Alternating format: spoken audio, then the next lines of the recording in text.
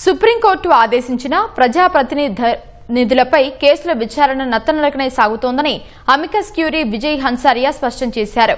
ప్రజాప్రతినిధులపై ఉన్న కేసులను వేగంగా విచారించి దోషులుగా తేలిన వారిని శాశ్వతంగా రాజకీయాల నుంచి నిషేధించాలంటూ 2016లో దాఖలైన వ్యాజ్యంలో సుప్రీంకోర్టు ఆదేశాల మేరకు తాజా నివేదికను సమర్పించారు.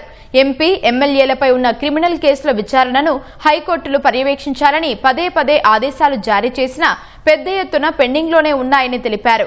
నిర్దిష్ట కాల వ్యవధిలోపు నేర న్యాయ ప్రక్రియ ముగిసేలా సుప్రీంకోర్టు జోక్యం చేసుకోవాల్సిన అవసరం ఏర్పడిందని వివరించారు.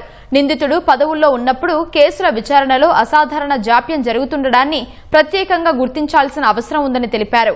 అభియోగాలను వేగంగా నమోదు చేయడం లేదని, సాక్షులను విచారించడం లేదని అమికస్ క్యూరీ వివరించారు. విచారణను పదే పదే వాయిదా వేస్తూ పోతున్నారని తెలిపారు.